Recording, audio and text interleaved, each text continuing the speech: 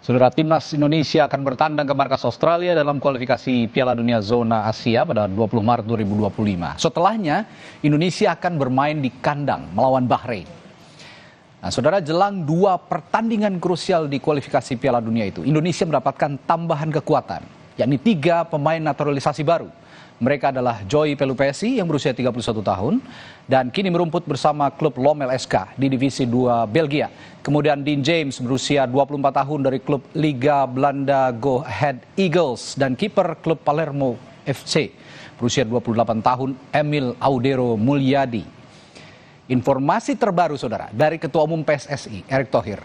Sudah 29 pemain didaftarkan berangkat ke Australia. Namun hanya 23 pemain yang akan dipilih untuk mengisi skuad Garuda. Dari 29 pemain, sebanyak 21 pemain merupakan pemain abroad atau yang berkarir di klub luar negeri, 8 pemain di Liga 1 Indonesia. Saudara, para pemain timnas baru dapat berkumpul 3 hari sebelum pertandingan lawan Australia. Kluivert dan tim pelatihnya pun tidak pernah berlatih bersama sebelumnya. Namun apakah persiapan yang sempit ini mampu dimaksimalkan? Kita akan bahas usai tayangan yang berikut ini. Hanya kurang dari sepekan lagi, Timnas Indonesia akan melanjutkan perjuangan untuk menggapai mimpi ke Piala Dunia 2026. Meski tidak akan mudah, namun jelang lawan Australia dan Bahrain 20 dan 25 Maret, Timnas kedatangan amunisi baru. Ketua Umum PSSI Erick Thohir memastikan 3 pemain yang baru dinaturalisasi, yakni Emil Audero Mulyadi, Dean James, dan Joy Pelupesi siap bermain lawan Australia. FIFA dan AFC sudah menyetujui 3 pemain tersebut pindah federasi. Namun menurut Erick, apakah 3 pemain tersebut akan diturunkan melawan Australia bergantung seleksi tim pelatih. Approval dari AFC dan FIFA untuk pindah federasi untuk Joy, Emil, dan Dean sudah tuntas kemarin. Jadi mereka masuk ke slot 30 pemain. Sayang Egy cedera jadi 29 yang berangkat. Dan nanti akan dipilih lagi itu 23 pemain. Yang 3 naturalisasi sudah dipastikan ready melawan Australia. Cuman tentu karena register 29 pemain, ya, usia 30 karena 1 cedera Egy, ya tentu pemilihannya itu tergantung dari kepelatihan. Meski dapat tambahan kekuatan, namun persiapan yang sempit dapat menjadi kendala. Sebab tim kepelatihan baru di bawah Patrick Kluivert hanya punya waktu sekitar 3 hari bersama pemain sebelum laga lawan Australia. Erick Thohir bilang, para pemain rencananya baru tiba di Australia pada 17 Maret sebelum berlaga pada 20 Maret 2025. Kita tahu banyak pemain-pemain juga yang dari Eropa atau dari Amerika itu masih melakukan pertandingan tanggal 15 dan 16. Jadi kebanyakan daripada pemain kita yang bermain di luar negeri ini baru mendarat di Australia itu tanggal 17-an. Ya, 18 mungkin ada yang baru mendarat juga, 19 latihan, 20 tanding. Tanggal 21 mereka kembali, mereka konsolidasi untuk mempersiapkan pertandingan melawan Bahrain. Pengamat sepak bola Roni Pangemanan menyebut waktu persiapan yang sempit menjadi sebab komposisi pemain yang dipanggil Kluivert tak banyak berubah dari era Sintayong. Karena itu, kuncinya nanti adalah taktik yang akan dimainkan Kluivert. Sebuah pertaruhan bagi Patrick Kluivert sebagai pelatih untuk bisa meracik taktik strategi yang tepat di saat akan melakukan away, tandang menghadapi Australia di Sydney. Karena kita kan hanya praktis, hanya datang dengan pemain-pemain yang sudah jadi, pemain-pemain yang siap untuk bisa bermain. Karena makanya 27 pemain yang diumumkan itu adalah pemain-pemain yang lama. Tidak banyak perombakan dibuat oleh Patrick Kluivert, dia menjaga keutuhan tim. Kalau dia bisa banyak merombak pemain di sini akan sulit bagi dia. Tapi yang ada sekarang adalah pemain-pemain sudah jadi yang tinggal diteruskan oleh dia. Dengan taktik tentunya lebih terbuka apa yang dikatakan oleh Patrick Kluivert, lebih attacking football. Meski persiapan sempit, namun timnas harus dapat memaksimalkan setiap pertandingan demi mengejar asa ke Piala Dunia. Tim Liputan Kompas TV. Saudara, timnas mendapat tambahan 3 pemain naturalisasi baru jelang laga melawan Australia dan Bahrain. Namun waktu kumpul untuk saling mengenal antar pemain, membangun chemistry dan pelatih yang juga hanya sempit waktunya hanya 3 hari sebelum pertandingan. Lalu apa pengaruhnya dan bagaimana strategi timnas di bawah Kluivert untuk membawa pulang hasil maksimal? Kita akan bahas bersama analis sepak bola M. Kusnaini. Selamat malam, Bung Kus. Selamat malam, Bang Radi. Ya, Bung Kus, Ketua Umum PSSI bilang 3 pemain naturalisasi baru sudah bisa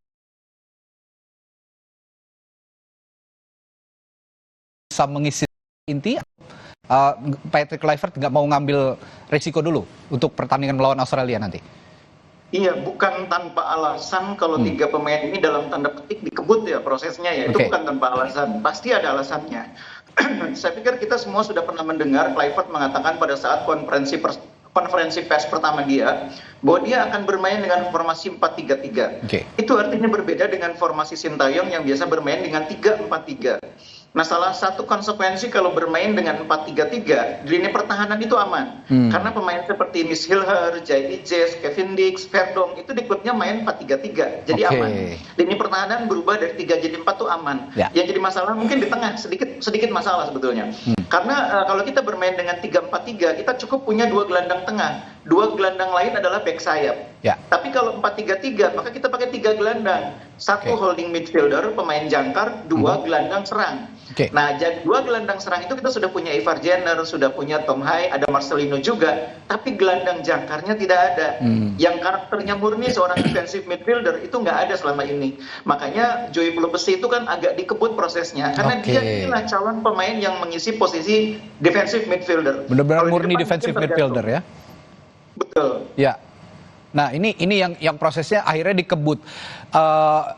Jadi kalau memang nanti melawan Australia, ada baiknya berarti kalau Joey ini menduduki posisi inti karena dia punya posisi jangkar gitu, kurang lebih menurut Anda, Bung Gus? Iya, kalau Kluivert konsisten dengan ucapannya bahwa dia akan bermain 4-3-3, maka dia butuh gelandang bertahan. Dan itu posisinya Joey Pelupesi. Tapi kalau dia memilih langkah yang lebih pragmatis, dia mempertahankan 3-4-3, itu juga mungkin karena kita punya pemain belakang kan banyak tuh di belakang. Ada Jordi Amat, ada Justin Hubner, ada Miss Hilher, ada Jai Ijes, ada Rizky Ridho.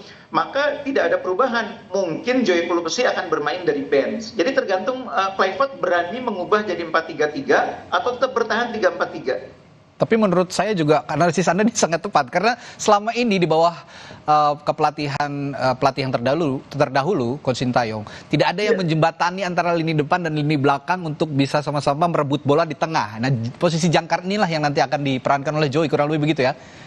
Iya, betul. Kadang-kadang memang Nathan Chuaon dimainkan di situ gitu ya. Tapi Nathan itu bukan seorang defensive midfielder murni, dia seorang back kiri.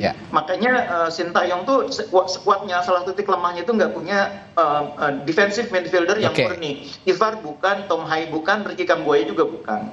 Itu defensive midfielder. Tapi ada juga nama Emil Audero Mulyadi yang kita tahu punya statistik mentereng di Liga Italia, baik di Serie A maupun di Serie B. Sekarang kan di Palermo ya, di Serie B. Tapi sebelumnya dia bermain di Juventus, bermain di Inter Milan, di Sampdoria begitu. Jika di head to head kan dengan Martin Paz yang selama ini juga di timnas Indonesia tidak buruk-buruk juga sebenarnya performanya. Bagaimana kira-kira, Bung Gus? Jadi ini sangat tergantung kepada pendekatan subjektif dari pelatih ya. Sekarang pelatih kipernya kan baru, pelatih utamanya juga baru. Kalau pelatihnya masih yang lama, Sintayong, pelatih kipernya masih yang lama, mungkin Emil harus nunggu di bangku cadangan. Karena pelatih agak riskan mengganti kiper kalau tidak kondisinya darurat. Misalnya kipernya cedera atau kipernya nggak bisa dimainkan karena akumulasi, itu jarang ganti kiper. Tapi sekarang kan pelatihnya baru, pelatih kiper baru, pelatih utama juga baru. Maka persepsi dia tentang kemampuan Paz dan kemampuan Emil Audero itu masih sama-sama, itu masih 50-50. Buat mereka dua-duanya sama bagusnya, tinggal soal keputusan mana yang lebih siap dimainkan, mana yang mereka lebih confidence. Jadi menurut saya yang paling tidak aman dalam tanda petik ya pemain starter yaitu Martin Paz.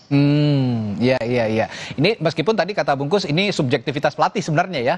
Bagaimana melihat mana yang lebih lebih siap begitu kalau dimainkan melawan Australia nanti. Tapi kalau dengan situasi seperti sekarang, ini baru ke Australia kalau nggak salah 17 Maret nanti. Itu artinya hanya 3 hari mereka berkumpul dan latihan bersama menjelang pertandingan. Ini sebenarnya untuk posisi kiper lebih cocok untuk yang dimainkan sudden play itu yang mana? Iya, ini hambatan terbesar timnas kali ini memang waktu ya. Dengan jumlah latihan mungkin hanya sempat 2 kali berlatih mereka latihan bersama di Australia nanti. Itu memang akan sangat sulit sebetulnya bagi pelatih untuk membuat penilaian ya. Ini jadi soal balik lagi soal subjektivitas, soal keyakinan siapa yang paling pas. Karena waktu latihannya cuma 2 kali mungkin, dan itu pun kebersamaannya dua hari sebelum pertandingan. Karena sebagian pemain akan datang tanggal 17, tanggal 15 masih bermain. Jadi mungkin akan datang tanggal 17 siang atau sore. Nah itu persoalan terbesar yang dihadapi oleh pelatih yang membuat mereka mungkin tidak akan gegabah membuat perubahan yang terlalu besar. Karena itu risikonya besar. Satu lagi kalau begitu kita beranjak ke posisi back kiri, di mana di situ ada pemain naturalisasi baru juga yang bernama Dean James. Di sisi yang sama, di posisi yang sama ada nama Calvin Verdong yang juga punya statistik bagus di timnas lah sejauh ini. Bagaimana nih bungkus analisisnya? Jangan lupa di sana masih ada Sen Patinama. Itu dia, ada Sen Patinama juga. Pertama Arhan, Nathan Chuaon. Jadi memang itu salah satu posisi yang mungkin nanti akan ada pemangkasannya. Tidak mungkin posisi itu dimainkan oleh 5 orang. Depan juga mungkin akan ada pemangkasan. Tapi dengan absennya Egy, mungkin depan itu ada kemungkinan pemangkasannya potensinya berkurang. Tapi back kiri jelas akan ada pemangkasan.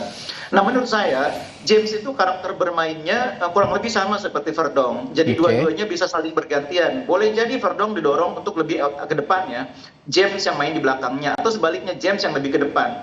Tapi kalau menurut saya melawan Australia ini kan kita sangat mungkin bermain lebih defensif ya, lebih menunggu, tidak akan se-ofensif kalau main di Jakarta. Karena itu mungkin salah satu di antara mereka yang akan bermain, tidak mungkin dua-duanya. Di depan lebih dimainkan pemain yang berkarakter lebih seimbang menyerang dan bertahannya. Boleh jadi misalnya Ragnar, boleh jadi misalnya pemain yang lain, Rafael Strijk juga mungkin, atau siapapun.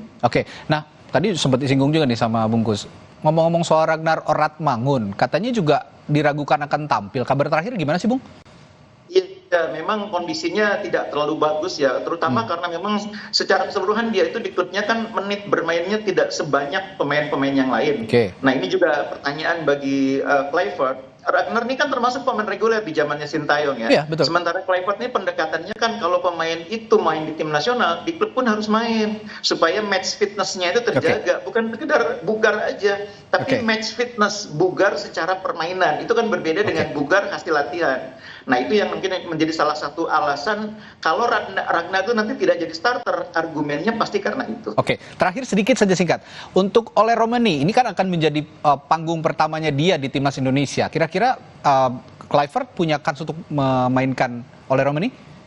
Keuntungannya dia ini kan bisa dibilang striker murni satu-satunya. Yang lain itu tidak ada yang betul-betul striker murni. Jadi peluang dia dimainkan tuh lebih besar dibanding semua pemain baru yang lain. Ini yang justru Ole yang punya peluang paling besar ya, Bungkus ya, untuk dimainkan menjadi starter melawan Australia nanti. Menarik, kita akan terus tunggu. Mudah-mudahan persiapan 3 hari ini menjadi persiapan yang optimal untuk melawan Australia yang sudah bertahun-tahun bersama ya, dibandingkan skuad-skuad yang kita susun sekarang. Berkumpul dengan hanya waktu 3 hari. Baik, terima kasih Bung Kusnaini telah berbagi perspektifnya malam hari ini. Sampai jumpa lagi, Bung. Terima kasih. Terima kasih. Saudara, kita ke sorotan selanjutnya setelah jeda.